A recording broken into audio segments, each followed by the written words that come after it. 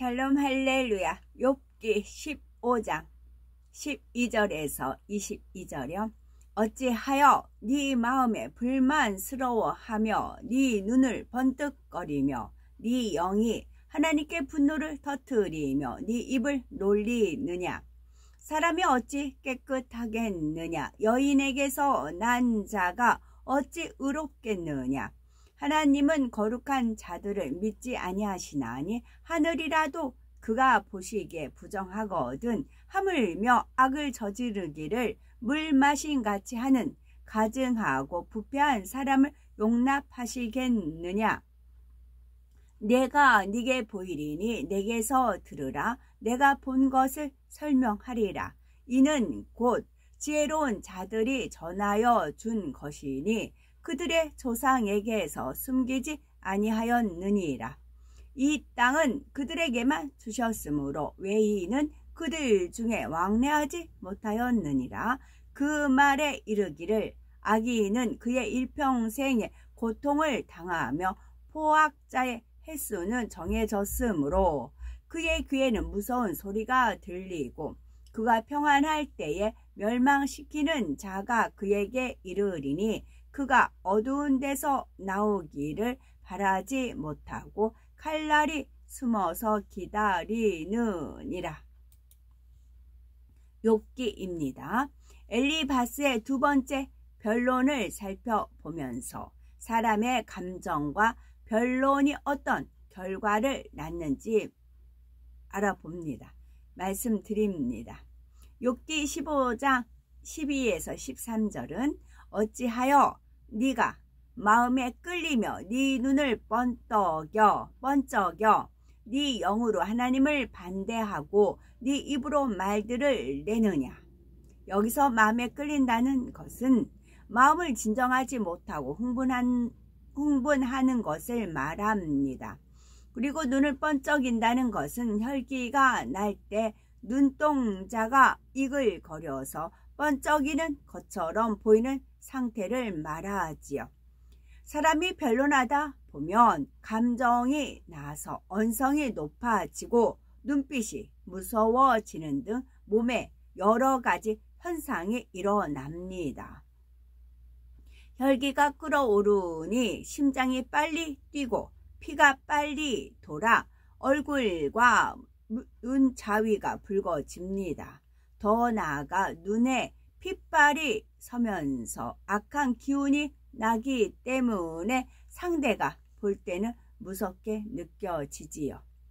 여기서 멈추지 않고 변론을 계속하다 보면 호흡이 가빠지면서 몸에 심한 경련이 일어나기도 합니다.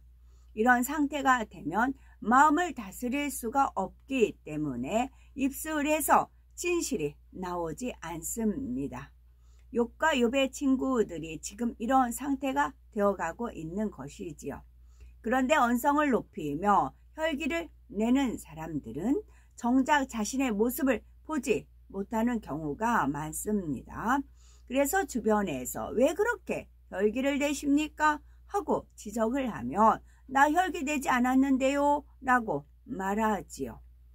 제3자가 보면 분명히 얼굴과 눈빛, 말소리에서 혈기가 무섭게 품어져 나오고 있는데 본인은 그것을 인정하지 않고 변명을 하니 변화가 더딜 수밖에 없습니다. 그러므로 누군가 지적을 하면 무조건 나는 아니라고 주장하지 말고 내가 알지 못하는 안 좋은 습성이 있나 보다 인정하고 노력할 때 변화될 수 있음도 명심해야 되겠지요. 엘리바스는 욥에게 네 영으로 하나님을 반대한다 했는데 이는 엘리바스가 영이 무엇인지 알고 하는 말은 아닙니다. 여기서 영은 마음이라 생각하시면 되지요. 엘리바스는 나름대로 하나님의 말씀인 진리로 욥을 깨우쳐 주려고 하는데 욥이 그 말을 완전히 무시해 버렸기 때문에 욥의 마음 중심에서 하나님의 말씀을 반대한다고 말하는 것이지요. 지금까지 욥의 말이 빈말이 아니라 깊은 마음에서 나오고 있음을 알고 있기 때문입니다.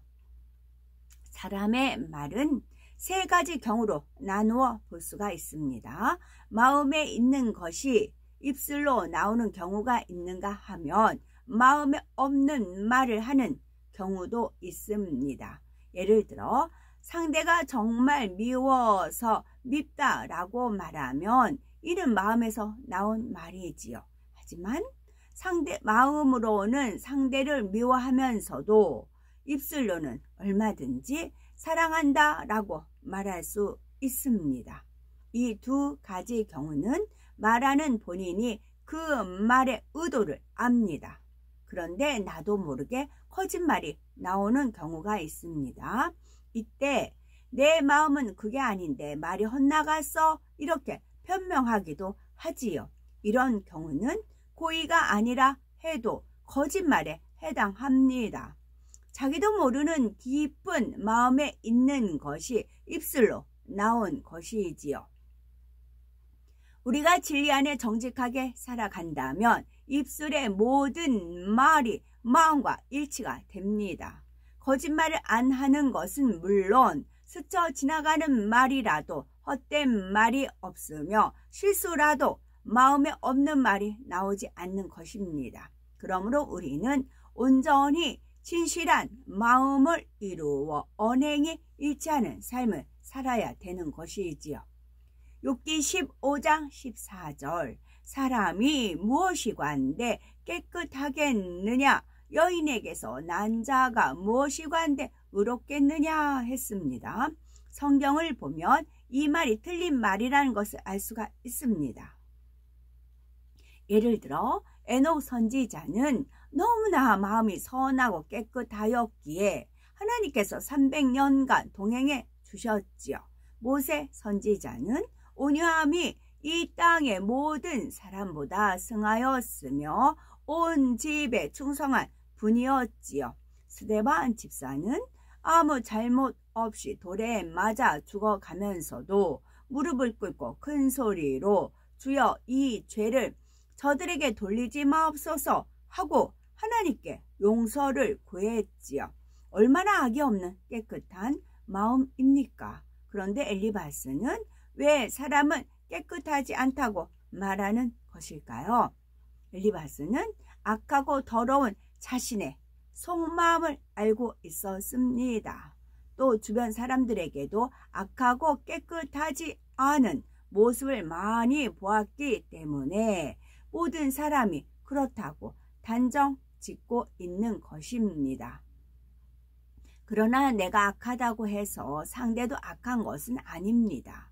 나는 거짓말을 해도 상대는 얼마든지 진실을 말할 수 있는 것이지요.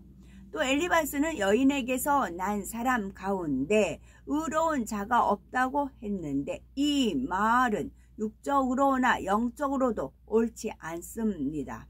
우리나라 이순신 장군은 여인에게서 태어났지만 나라에 충성하며 부모에게 효도하고 형제간에도 우애했습니다. 아무 잘못 없이 백의 종군하면서도 왕을 원망하지 않았으며 나라와 백성들과 부모 형제를 위해 목숨을 바쳤지요. 이처럼 여인의 몸에서 난 사람 중에도 의인을 찾아볼 수 있지요. 영적으로도 마찬가지입니다. 누구든지 예수 그리스도를 영접하여 성령을 선물로 받으면 죽었던 영이 살아나고 하나님의 자녀된 권세를 얻게 됩니다. 이처럼 믿음으로 죄사함을 받아 의롭다함을 얻으면 의인이라 칭함을 받지요. 그러나 진정한 의인이 되려면 성령으로 영을 낳으며 죄를 버리는 것은 물론 악은 모든 모양이라도 버려야 합니다. 우리가 성령의 역사에 순종하는 만큼 마음에서 악과 비진리는 벗어지고 진리로 채워집니다. 우리 마음이 온전히 진리로 채워지면 하나님께서 처음 지으신 사람의 형상을 되찾게 되는데 바로 이 상태를 영원히 잘 됐다 하며 진정한 의인이라 할 수 있는 것입니다. 하나님께서는 우리에게 의인이 될 수 있다 하시며 그 방법을 알려주셨지요. 내 힘으로는 할 수 없지만 나의 노력과 함께 하나님께서 주시는 은혜와 능력 그리고 성령의 도우심 가운데 얼마든지 선하고 의로운 마음으로 변화될 수 있는 것입니다. 에스겔 36장 26절에 또 새 영을 너희 속에 두고 새 마음을 너희에게 주되 너희 육신에서 굳은 마음을 제하고 부드러운 마음을 줄 것이며 말씀한 대로 하나님께서는 마음은 물론 성격도 얼마든지 변화시킬 수 있는 분이십니다. 모세 선지자는 애굽 왕자로 있을 때 사람을 쳐 죽일 정도로 혈기가 많았었지만 광야에서 40년 연단을 받으며 지면의 모든 사람보다 온유한 자로 변화되었지요. 사도 바울 역시 자존심과 의가 강한 사람이었지만 주님을 만난 이후 연단을 받으면서 선하고 온유한 권능의 사도로 변화되어 의의 멸관을 받을 수 있었습니다. 우리와 같이 급한 성격이었 우레와 같이 번개우레 우레와 같이 급한 성격이었던 요한도 결국 변화되어 사랑의 사도가 되었지요. 이처럼 주 안에서는 안 되는 것이 없고 능력 주시는 자 안에서 모든 것을 할 수 있음을 믿어야 변화의 능력을 체험할 수 있는 것입니다. 욥기 15장 15, 16절 하나님은 그 거룩한 자들을 믿지 아니하시나니 하늘이라도 그의 보시기에 부정하거든 하물며 악을 짓기를 물 마신같이 하는 가증하고 부패한 사람이겠느냐.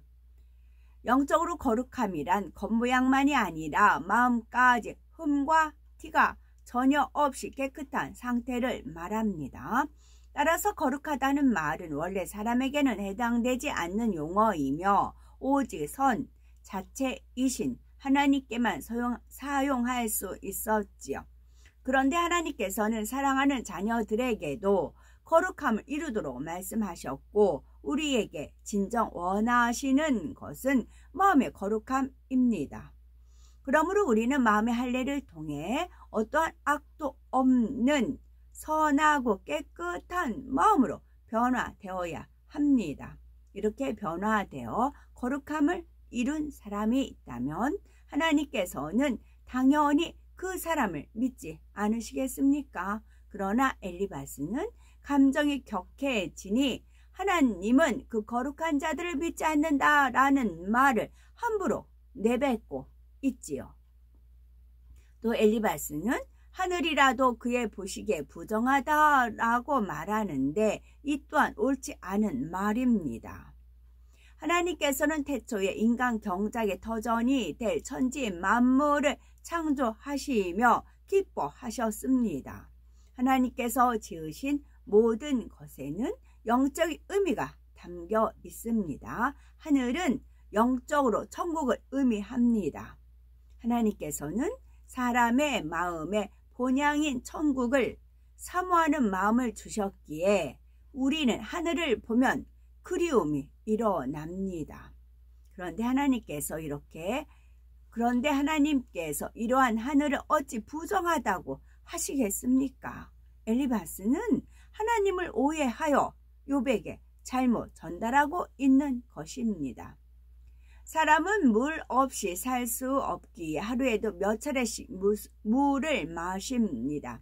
이렇게 물을 마시듯이 악을 짓는다면 얼마나 악한 사람입니까?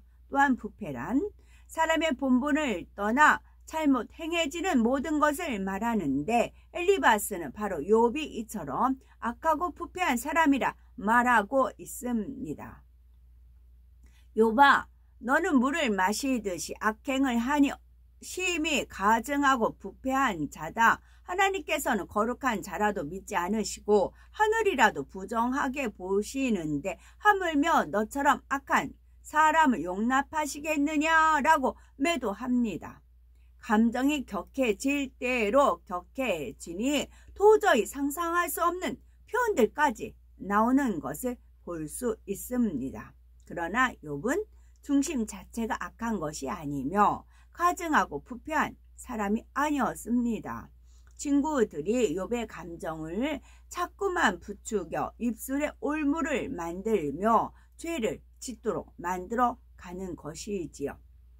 친구들은 욥의 자기 말에 동조해 주지 않으므로 혈기를 내고 또 욥은 의로운 자신을 친구들이 악하다고 하니 감정이 격해진 것입니다. 서로 자기가 옳다고 주장하며 공방이 계속되니 피장파장이지요. 바로 변론이 이런 결과를 가져온 것임을 알아야 합니다. 세상에서는 서로 변론하다가 감정이 쌓이며 엉뚱한 말이 나오고 더 심하면 몸까지 부들부들 떨면서 저주까지 나오는 경우도 볼 수 있습니다. 그러므로 하나님께서는 우리에게 변론하지 말라고 거듭거듭 말씀하시는 것이지요. 변론하는 사람 중에는 제3자의 말만 듣고 엉뚱하게 판단하고 저주하는 경우도 있습니다. 그러나 우리가 눈으로 직접 보고 귀로 직접 들어서 판단한다 해도 그 판단이 맞지 않을 수도 있음을 알아야 합니다. 상대가 거짓말을 할 수도 있고 또 사실을 말한다 해도 듣는 사람이 자신의 생각과 느낌으로 받아들이면 원뜻에서 멀어지는 법입니다. 사람의 외모를 보고 판단하는 경우도 많은데 사람의 마음은 오직 중심을 보시는 하나님만이 정확히 알 수 있는 것입니다.